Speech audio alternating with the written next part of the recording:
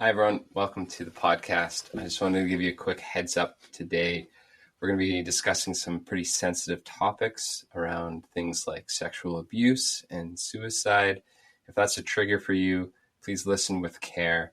We just are so grateful for all your support. We hope this episode's meaningful to you, and thanks again for being a part of this.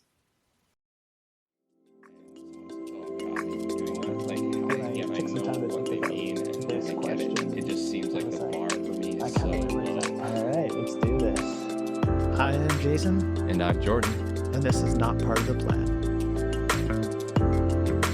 So, attempt number 2. Yeah, we're back after a brief recording and loss of what we recorded. So here's the background. I'm in Nanaimo with you in person, which is really exciting. It's really good to be here. I'm at my parents' place in their basement, just like the old days. So many memories. Yeah, we'd hang out a lot down here as kids and teenagers. But anyway, so we get to record in person for the first time since that Montreal episode. But that also means we're doing things a little different and learning as we go. And so sure enough, our first attempt, we only got like 8 minutes in, but yeah, not too bad. It didn't work. So we are starting again. And yes, this is attempt number 2. So yeah, how's your week been going? Yeah, it's been all right. This is the busiest time for work for me. Yeah, just long days, still just working extra hours and trying to gain new customers. So that's all just busy. And I'll try to balance, maybe some fun as well on top of that with biking and some golf and obviously trying to spend time with my wife and my son. So yeah, it's a giant balancing act, and I don't feel like I always do a good job. Sometimes fall short, but it's good to realize that and to work on those things. So happy to be here. Yes, happy to be here. You've always been a very safe person, Jordan, to talk to. Always could always confide in you, and whatever it was about, I never felt any judgment. Yeah, just to be sitting here with you and in your presence, and thankfully you want to take it on with me. So yeah, it's, as we were discussing this episode, it sure felt like it was going to be hard to just get into it today. This was something that you've wanted to share or to talk about for a while, or maybe not wanted to, but you knew at some point you would. And it's kind of been months in preparation for, even mentally or emotionally, to prepare to share. And so I'm not going to take too much air time today. I'm going to make sure just to give you that space to share your story here and what's on your heart. But I did want to just say how, I think you're being super courageous in talking about this stuff and being open and vulnerable about it. And I think that just shows again that example of how to hold these hard things and to shed some light sometimes on these hard things. So I just wanted to say that right off the top and say that, yes, I am proud of you for what you will say, even without you saying it yet. I know it's going to be impactful and important for you and for others. I hope, that it's powerful for them too. So I'm not going to jump in too much. I might ask a question here or there, but I just wanted to throw it to you and allow you to share your story as best as you seem fit. Appreciate those words, your support, and just having a space for me. Yeah, I thought it might be easier on the second go, but no, it's not easy. Even I'm not sure I would have thought I would have gotten to this point. I think a couple of weeks ago I was just like, I'm just going to do it. It's never going to be a time where I feel like it's the right time to share this story. So, I guess I'll just have to jump into it. This is the this is my experience and my journey of healing from sexual abuse when I was a kid. Yeah, one of the first memories of telling someone came not that long ago, probably 2019, maybe. A couple of years after cancer, or a year or two after cancer. I was on my way home from work, just like a normal summer day. And I was talking to my brother, who I'm very close with. He's a very supportive person. He's very kind and loving and always genuine. He listens very well. He's a very trustworthy person. And I just thought maybe I should tell him. I don't know why. I took one step. And I'm so glad I did, because that one step was probably the hardest thing I've ever had to do. To say the words, I feel like I was sexually assaulted or abused at a young age. And you may be asking, like, maybe why, other than my brother being trustworthy, why would I confide in him? I felt like he could maybe corroborate, or maybe he remembered something, because for a long time I just couldn't piece it together, whether if it was true or not, which I know is quite common. A lot of people, well, I've heard anyways, it's just you second guess yourself whether it was true or not, or a dream. So sorry, I don't want to ramble. I want to get to the point. Yeah, I told him, and I said I think it was someone you might have remembered, or something you could, like, do you remember anything? And he said, I think it was this person, and he said the name, and it was the person that I thought. So right then and there, it was a bit of relief. Like, it was another step forward, like, wow, okay, maybe this did happen. Like, I still couldn't accept it, but it was another step forward.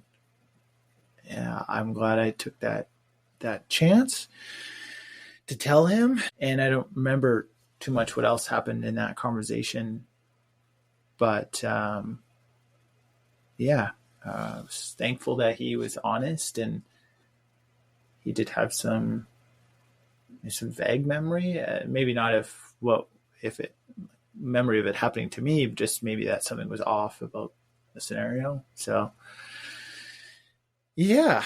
Can I just ask, Jason, so he was the first person that you shared that with? Yeah, very first. That would have been, like, again, you're not entirely sure how old you were, but probably like 20 or 25 years. Like, if I was guessing, I was probably between the ages of between 5 and 10 years old. Yeah. So I held on to it, for 20 years. Yeah. Didn't tell a soul. Yeah. And I forgot to mention this in the beginning to our audience, but I will be using the term my abuser when I refer to that person. Just as a heads up. So I don't know why I didn't start with that, but I want to jump back a little bit to in 2018, when I was diagnosed with cancer. Yeah, I was in the hospital, and people who have listened to the podcast know that I was in the hospital for a couple of months, undergoing chemo treatment, and spent a lot of time laying down. There was more than once, because I was in a very vulnerable state, and my wife was, beside me every single day, and I thought, maybe this is the right time to tell her what happened to me. Even though there was not a great chance, well, I mean, one of the clots could have given me a heart attack and killed me, but I still had hope that I wasn't going to die, but there was a chance that I still could have died. So that thought was in there. So I think that's kind of spurred on, like, maybe you should tell someone. Like, do you want to go your whole life without, confiding in someone that this really horrible thing happened to you? But I still couldn't do it. I just did what I always do, and that is just, I pushed it aside. Yeah, I pushed it aside. It would probably be best if I just killed myself, then discuss it. Recently, me and my wife were talking about this episode, and she knows my story now. But we were recently talking about that portion of it, about suicide. It was very hard to think back to. I think I had downplayed it a lot, but I had been suicidal for a large portion of my life. I didn't tell anyone. I just suffered in silence.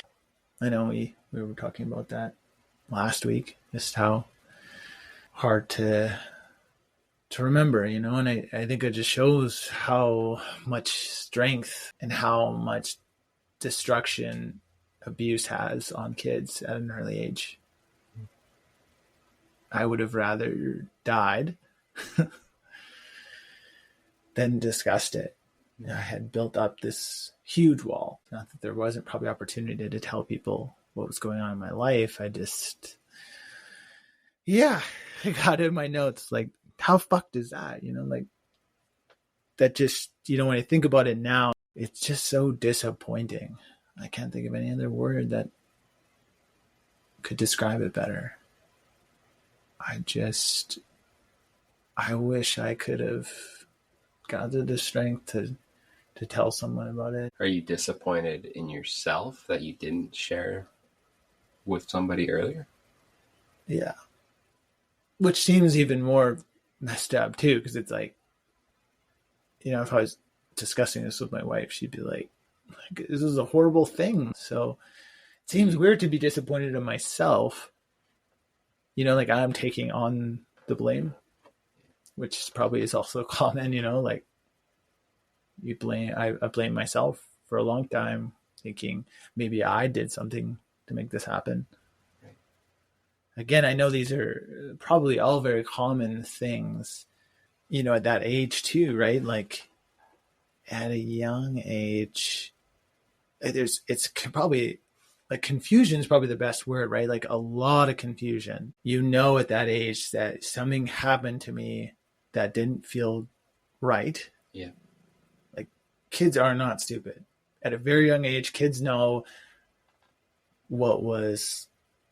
they know when something is wrong.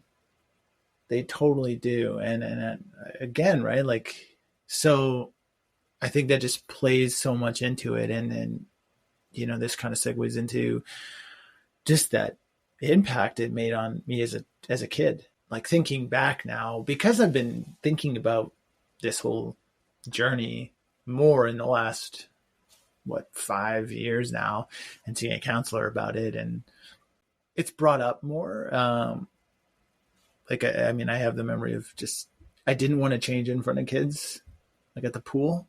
Like I was just like, oh no, I didn't want to do that.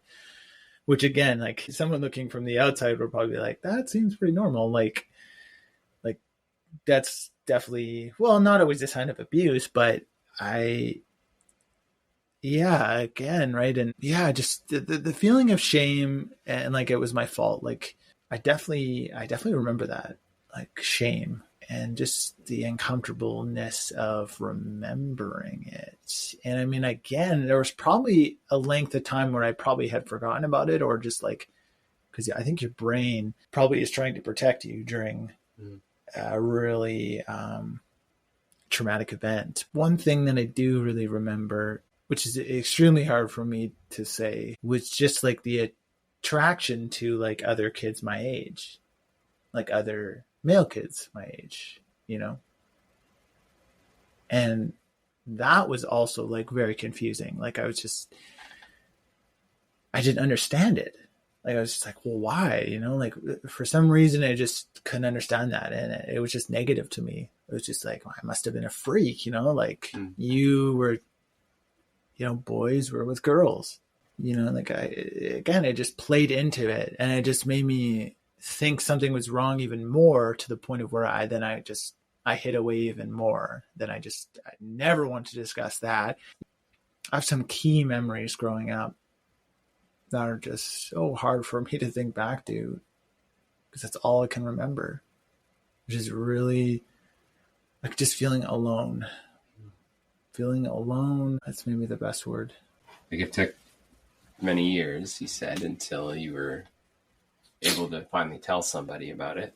Did you find things started to change for you with how you were thinking about it when you were able to start talking about it? It didn't move that fast. Yeah. I'm trying to remember when maybe I brought it up to my counselor, and it wasn't right away. I still was definitely like hiding away and just not willing to even discuss it. I think the next person I told was my wife, which was really hard. I guess I just like when I want to confide in her, I had built up this huge wall of these horrible scenarios that I had just believed were going to happen. And things I had believed, things I had heard over years. And I think like if you could just imagine all these really negative thoughts and feelings, and they just construct this really large wall, and it just surrounds you. And I think that's why I waited so long to tell Viv, is because I was just like, well, she's not going to accept me. She's going to think there's something was wrong with me. And I mean, that was so the opposite of what happened. She just listened and loved me and supported me and just told me that she was sorry that this could happen to me and it wasn't my fault. But even at that point, I didn't feel like I could accept that. I didn't feel like I could barely look her in the face. I'm looking straight ahead right now because I even find it hard to look at Jordan's face. Most of this podcast has been me closing my eyes. But again, it was a step. It was a step in another direction. And I don't think I would be here today if I didn't take those steps and tell more. Most of my family, all of my family knows.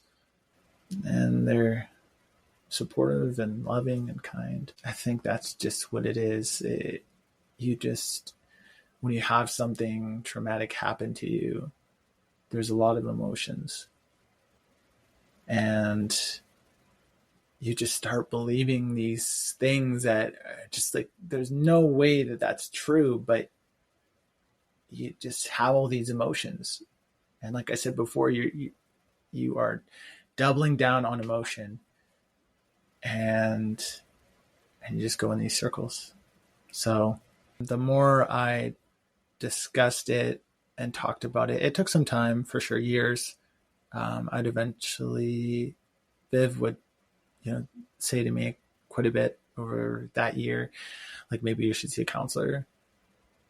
And that was another, like, some of the best advice that she ever gave and pushed me to do, because I have been seeing the same counselor for 5 years now, and he's wonderful.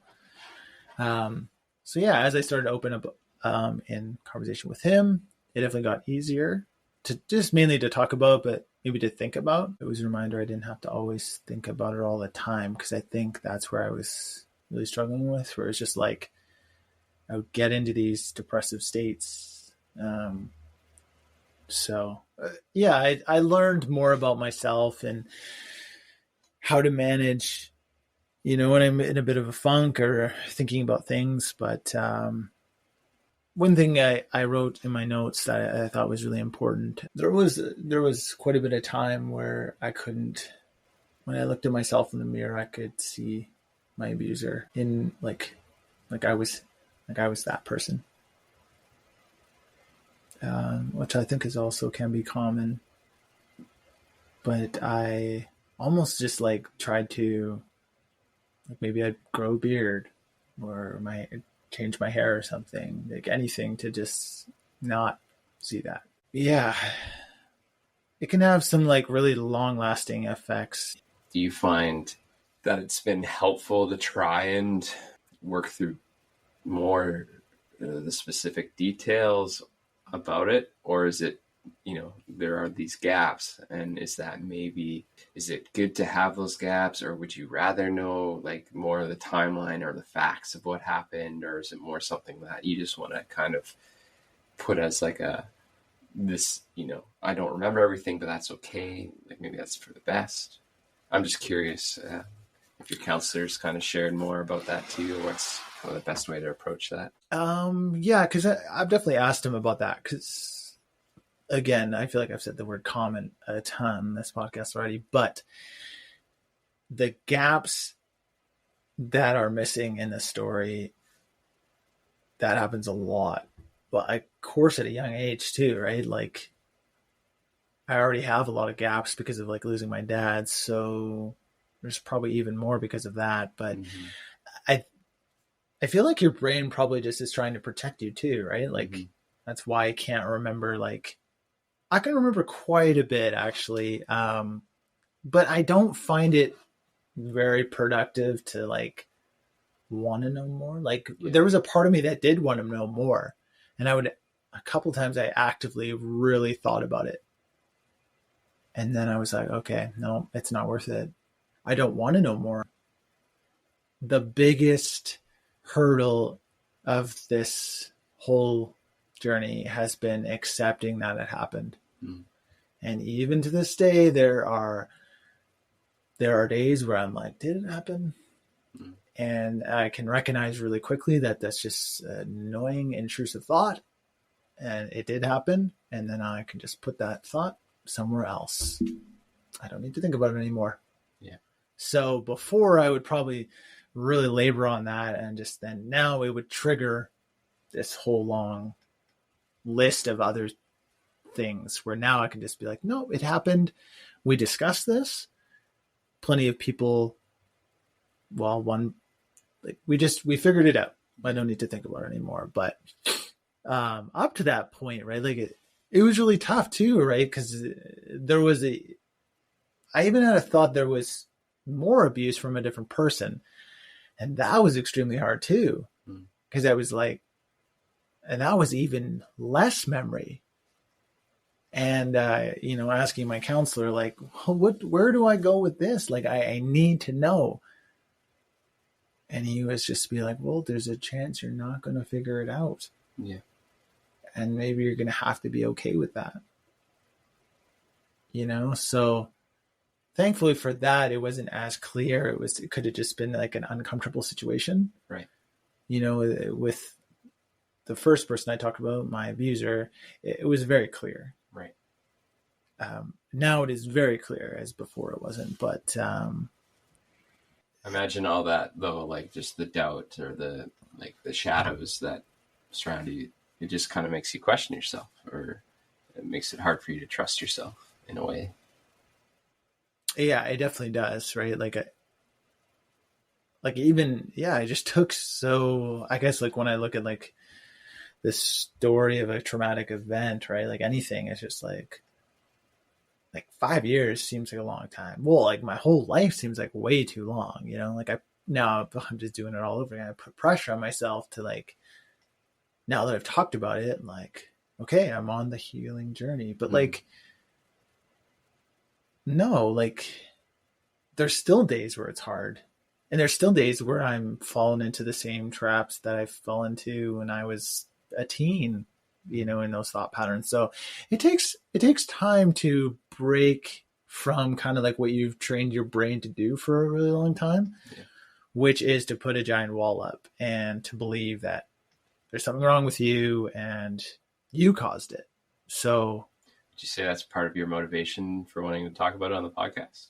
Yes, a big motivation. Part of me just thinks like, man, I went through something horrible, and like I'm thinking exactly what I don't want to do, but I want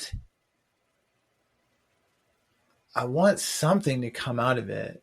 I was going to say something good, but nothing good could possibly come out of what happened to me. But that being said, if this helps someone get a little bit of hope, then amazing. One person takes one step or feels less alone, that and knowing that it happened to them and how something else happened to me, and that would be worth it. Yeah. I don't want anyone to ever feel that loneliness and that anger and hurt and pain that I felt for so long, and confusion. Even now that I have a beautiful boy, I'm just like, it's just recently I'm just like, oh, man, I don't want anything to happen to him. I can't stop pain happen, from happening to him. Obviously, we're his protectors. So yeah, the immediate things I can protect, obviously, but bad things will happen. And that's not to say that I think he's going to be abused sexually, but I think back, it's just so hard to maybe think if I had chosen a different path and just towards non-existence. And then just, I'm thankful for the people that were safe in my life and that allowed me to be open or trustworthy. So if anyone's feeling anything at all, yeah, I just want to send you all the love in the world. It can get better. It will never leave, because I believe in, there's hope always. It just takes a step, and it's hard, but it can get better. It can get better. I know in your notes that you had written, I don't want to put words in your mouth, but you had written that you haven't been suicidal for a bit now. Oh, yes, I didn't. I don't, again, want to force you to say what if you don't want to say it, but you're talking about this hope, and I think that's important, I guess, to share that. Mm-hmm. Yes, I appreciate you mentioning that. It was something in my notes. No, I haven't been suicidal years and years now, probably 4 or 5 years. So, just as a sign or whatever, that there is hope. No, surprised that. Thank you for bringing that up. No, for the people that love me and the people that are listening, yes. No, I have been suicidal for many years, but it is no joke. It's not something to be downplayed, and I downplayed it a lot. It took someone close to me to help me to realize that you shouldn't downplay that, like these is real things. Suicide and depression, they're all very real. So yeah, there is hope, 100%. I don't feel like I have the knowledge or experience to really talk about suicide, except to say both with loved ones and even myself, when you can just sense little steps towards that direction, how important it is to be able to talk about it.